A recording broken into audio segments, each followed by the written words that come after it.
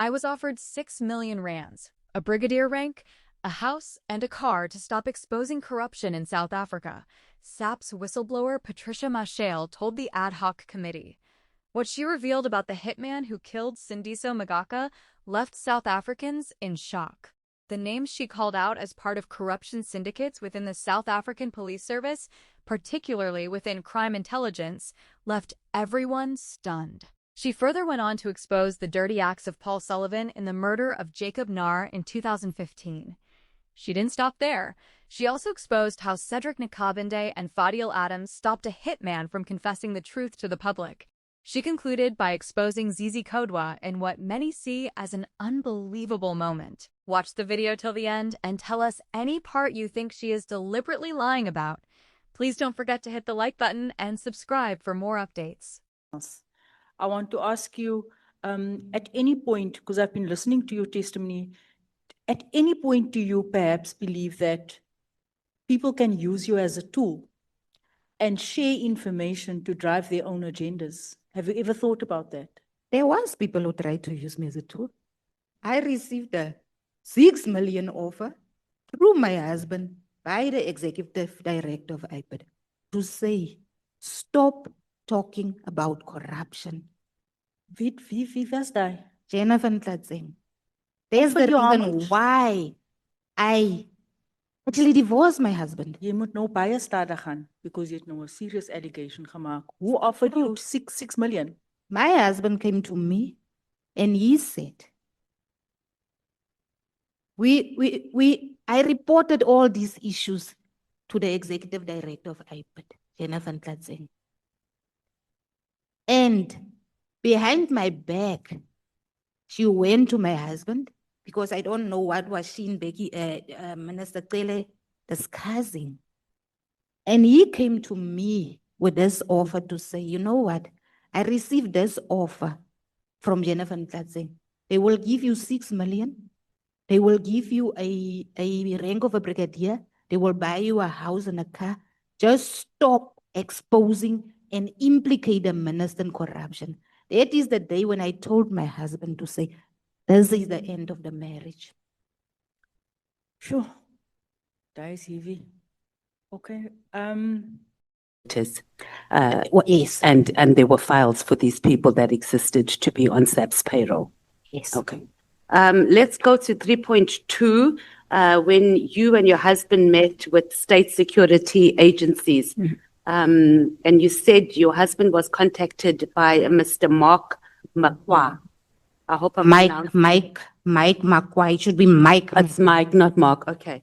How did you know that these were SSA state security agents? Besides them saying that they were, how did you and your husband verify that they were? Okay. Try to answer as short as possible, please. Because my husband met with the former minister of SSA, Mr. Zizi Kodwa. That was the first meeting. Mr. Zizi Kodwa informed him that as a result of all this corruption that because Mr. Mike Makwa was the one who brought them in contact. And then he said the president instructed him to appoint this team of SSA. Who said that? The former minister, Zizi? Yes. Okay. Were you there in the meeting when your husband met him, the former minister? They were not there yet. They came afterwards. Okay, what I'm asking you, were you part of that meeting? I was not in the meeting, Okay. but I was in the car there because Mr. Zizi Kodwa drove to Bloemfontein. They met at the engine crash on the N1.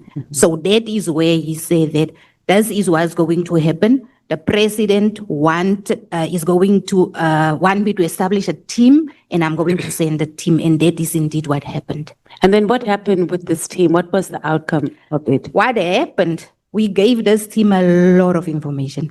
There was 2 memory cards that was given to them with information on it, also relating to the stolen firearms, to the. I think you gave us that information, but ultimately after you provided them with all the information. After my phone was, I still have a message that I sent to Mr. Zizi Kodwa. After my phone was confiscated, because now I even gave them that phone that was confiscated to download all the files on that phone. And then that was in September of 2021. Yeah, and then October 2021, my phone get confiscated. And then after that, they never communicated with us again. So what was your analysis of the involvement of the then minister, Zizi? What were they trying to achieve with you and your husband, trying to get information from you? I think Have you done an assessment on that? Because it's weird that a minister in state security meets with citizens, gets information, and then just disappear off the face of the earth. I think they wanted to establish exactly what information that we have relating to the corruption that was happening, because they specifically asked us about certain ministers. Do you have information? Which ministers did they ask about? I must just remember, because they say the president wants to know which minister is So this is President Ramaphosa wanted to know which ministers. I will remind you of the name of the ministers. All I told to them, I say, the only minister that I can give you information on is Minister Cele. I do not have information on the ministers that you want information. When we come back, I will just send my husband so he can just remind me of the name of those. They wanted to know about Pule Mabe. I remember that name, Pule Mabe. I will remember the name of the other minister. And then tell me, Ms. Patricia, why are you making this up? Why didn't your husband make submissions, or did he and we missed it in regards to this? Because it seems that he was leading in terms of the contact with Zizi Kodwa. He was, as I said, information about corruption in Free State, and currently not just in Free State. I can now safely say across the country, information of corruption are being sent to us, because people have built that trust relationship with us. So now, my husband had a very close relationship with General Sithole, the former General of Police. Even before he became the Provincial Commissioner of Free State. We also knew that General Sithole was appointed as the Provincial Commissioner of Free State on the recommendations of Ace Magashule. There was these generals in Free State who were very close to Ace Magashule. They called themselves the Premier League. That's where the political interference come in. And as we sit now, even currently with the current premier, there are serious cases against the current premier, but these cases are being covered up. I know the EFF. Okay. Because it's not part of your testimony, and then we're going to do some sightseeing. But you started, the victimization started with you in SAPS, because you started blowing whistle on corruption, etc. Do you remember the first instance? I try and keep it short, of what it is that you reported on that instigated or ignited, rather, the victimization as you reported. Afternoon again, Honorable Matthys. Yes, the first instant was immediate retaliation from General Lysia. He was the one, I can remember I was on study leave in April when I received a call from Colonel Helder Blom and said there's a notice of departmental trial against you. And mind you, I submitted documents whereby I found out later that even the appointment letters of the investigation officer and the employer rep was forged. Because when I went to the departmental office to find out about this file, because I wanted information, I want documents, one of the people, Mr. Gert Venter, he was like, but I don't know about this file. And said, can you please find out for me? And he went to his commander, Colonel Nanive. And when he comes back, he said to me, we don't have a file like that. So I asked him, so if you don't have a file like that, if this departmental trial was not registered formally. The department, it was the HR, or it was an appointment of someone? The discipline office are the ones who are doing the appointments. Oh, okay. Yes. So it must go through their office. There must be investigation first. After the investigation, when they decided there is a case, it's only then when they register it with legal services. And it's only then when the file are being taken to discipline office. That process was not followed. Generally, Sia did it himself. I submitted the documents that even the presiding officer, when I asked him about his appointment letter, he said, I don't have an appointment letter. I asked the employer rep, where's my appointment letter? The employer rep said, no, I will bring it to your brigadier. Up to today, I have never, because the name that was signed on the appointment letter of the employer rep was of a brigadier who passed away, Brigadier Molloy. And I just found out later that between General Sia, Van Merwe, Colonel Ligo, they forged everything. Okay. So summary of what you're saying is that the first thing that you picked up and what you had reported or you started investigating on your own was the lack of appointment letters. Well, yes. And there were files for these people that existed to be on SAPS payroll. Yes. Okay. Let's go to 3.2. When you and your husband met with state security agencies. General Sibia took me to court because I exposed also him on social media.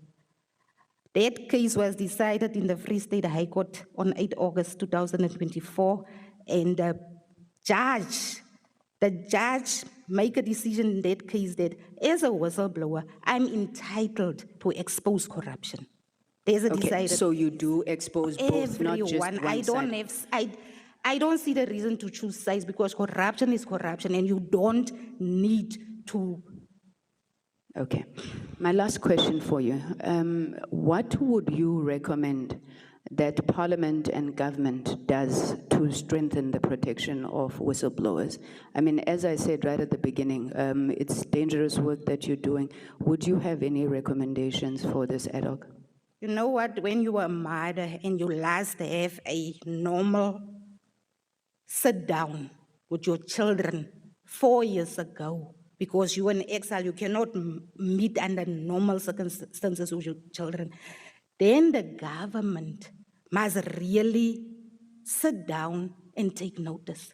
Because I'm not the only whistleblower who are living in these circumstances. When you report the wrongdoing in open cases and the people that you reported the wrongdoing against are still in the positions in power, then it means our government is not serious to protect whistleblowers. And that's the reason why whistleblowers are afraid to come forward, and they instead give the information to us. We have made the decision that I cannot be silent about this. But you're in hiding now, Ms. Mashale. How should we protect you? I'm sure in the Whistleblowers WhatsApp group, you do discuss the reforms that you would like to see. All I want is for the government to stand up and say that this is a whistleblower who risked her life to stand. I don't want recognition. I don't want compensation. I just want a normal life. The government must come forward and say anyone who retaliate or kill a whistleblower must be harshly dealt with. We cannot go on like this. Thank you. Thank you, Ms. Mashale. Truly, truly appreciate it. Mr. Dokeni, my sincere apologies, and because even General Kumalo said that when he came here. So the people, the very people whom I've exposed in the corruption, in an effort to discredit me, then they say, call me the names information peddler. But what I also told them to say that, you know what, if I'm an information peddler, that means that I'm peddling wrong information. And when someone is peddling wrong information, at some point it amounts to a criminal offense or defamation. So then they must take the required steps against me, because I always make sure that all the information that I shared, I must have at least evidence to support the information. Otherwise, I will be an information peddler if I just share information without evidence. okay, no, excellent. So I mean, you've obviously just said that evidence is very important, the importance of verifiable information. And I assume in your case, I mean, you just said that minister took things off your Facebook. You also understand responsible use of social media. Okay. Now, I would be remiss, obviously, if I didn't start with what you said about Minister Kodwa. Now, you said you received, then Deputy Minister Kodwa, you went there, but you received information that he said the president wanted you to get information. I think in your affidavit, you said about ministers who are plotting against him. We met with him at a ancient garage, but I was not in the meeting. It was him, my husband, and this Mr. Mike Makwa in the meeting, whereby Mr. Mike Makwa was giving him the information to say, George Mashali have this information relating to, I believe everyone remember the illegal military training camps, the unlawful firearms. There was a lot of information that was shared with the minister. The minister said, I'm going to assemble a team from SSA to come. There was a first meeting to come and investigate this matter.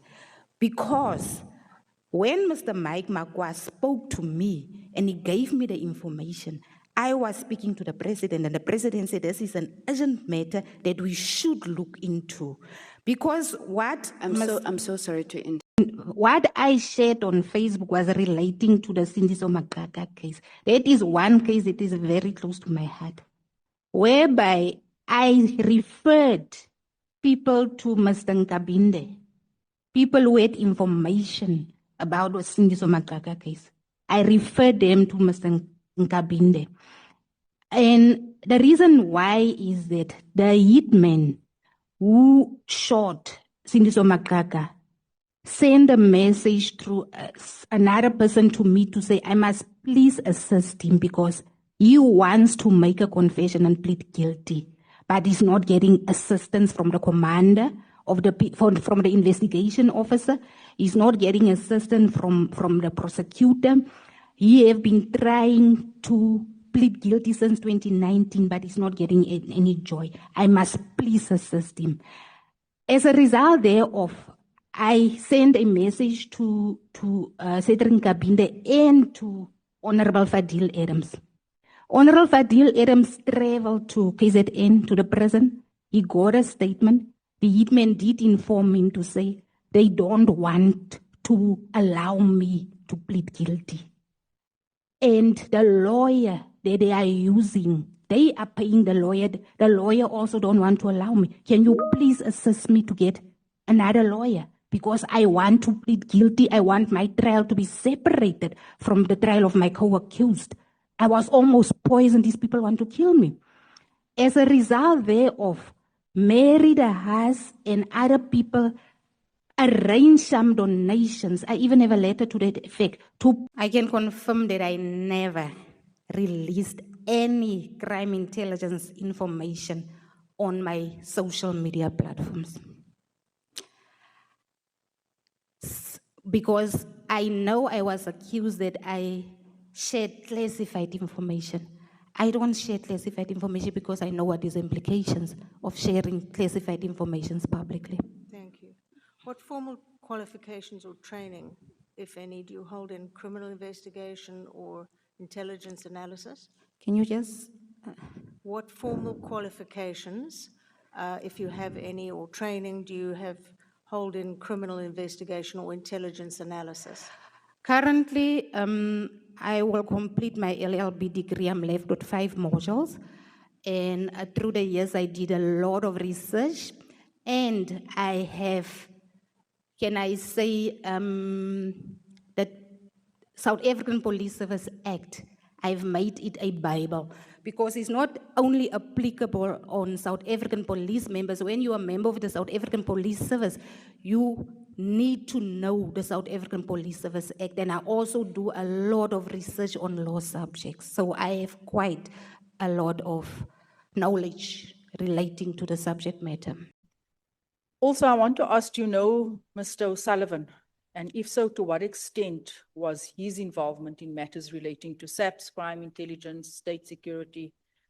I have this YouTube channel, my own YouTube channel, where there's other guy in Jabula, where we actually challenge Paul Sullivan on several occasions relating to the Senzo Miwa case and other cases to say that he is all over the place in police business, but we've never found him actually questioning Kininda's behavior in the Senzo Miwa case.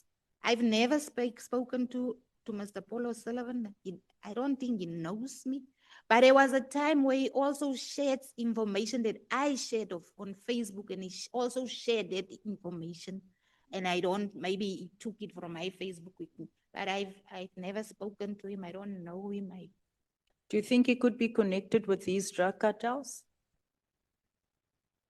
If you look at the Radovan Kretschmer case and what transpired in that case, I believe he's connected. Are you specifically referring to the fact that he organized for witness protection for one of those? I specifically refer to the fact that they organized witness protection with the idea of a dead man for their Section 204 witness. Say that again? I received Ms. Mashela, just go slow. Okay. What are you saying? They organized, witness protection. yeah? They gave the ID of Mr. Jacob Nare, who was murdered in 2015. This witness of them, the Section 204 witness, is now known as Jacob Nare. But Jacob Nare was killed, and Jacob Nare's brother sent me here to say, please ask Parliament to assist us with our brother's matter, because this undocumented Zimbabwean national is an imposter using the ID of our brother. And who organized that? Mr. Paul O'Sullivan? Paul Sullivan, Candace Kutsia, and Gininda. Sure. Okay. Hence, I'm going to say this because you are not a policewoman, am I right? You know what, there's this thing that someone must be a police officer. No, I'm to have asking. common sense. Patricia, please. I am not. Thank you. But common sense doesn't need you to be a police No, officer. I'm just asking you. I'm No, not saying also, you should be. You are not a police officer. Yes, I'm a member of Parliament. I'm not a But policeman. you are asking me, am I a member of Parliament? Yeah. Doesn't mean that you know about police matters. You don't understand me. I'm not claiming to know about police matters. But I'm answering what you asked me. Yeah, but I asked you. I said to you, are you a policewoman? But it's not fair to ask me whether I'm a police officer No, or but what. Common sense doesn't need you to be a police officer. Chair, I'm being asked as well. The witness is asking me a question. No, but I'm not it's fine. asking you. I'm just clarifying what you are telling me. You are putting that to me. Chair, we are speaking through you, but it's fine. I share information on Facebook, but I never submitted a complaint. What I shared on Facebook was relating to the Sindiso Makaka case. That is one case that is very close to my heart, whereby I referred people to Mr. Nkabinde, people who had information about the Sindiso Makaka case. I referred them to Mr. Nkabinde. And the reason why is that the hitman who shot Sindiso Makaka sent a message through another person to me to say, I must please assist him because he wants to make a confession and plead guilty, but he's not getting assistance from the commander of from the investigation officer. He's not getting assistance from the prosecutor. He have been trying to plead guilty since 2019, but he's not getting any joy. I must please assist him. As a result thereof, I sent a message to Cedric Nkabinde and to Honorable Fadil Adams. Honorable Fadil Adams traveled to KZN, to the prison. He got a statement. The hitman did inform him to say they don't want to allow me to plead guilty. And the lawyer that they are using, they are paying the lawyer. The lawyer also don't want to allow me. Can you please assist me to get another lawyer? because I want to plead guilty. I want my trial to be separated from the trial of my co-accused. I was almost poisoned. These people want to kill me. As a result thereof, Mary the Haas and other people arrange some donations. I even have a letter to that effect to pay for the lawyer to represent the hitman, and that is how he managed to go to court, get his trial separated, made a confession, plead guilty. But then also after that, he told me, say, my lawyer refused me to stand up in court so that I can name the people who ordered the hit on Sindiswa Makaka. He said, I am still not done. And I have WhatsApps between me and the lawyer, where the lawyer told me to say, no. He is going to stand up in court. He is going to name the kingpins. After that, I asked the lawyer, but you said, the lawyer said, no. That is the best I could do. Another lawyer told me, said, the lawyer was afraid because someone threatened him to say, he should not allow the hitman to stand up and name the kingpin behind the murder of Sindiswa Makaka. I have everything's on my phone. I can give my phone, you download everything. Everything is there.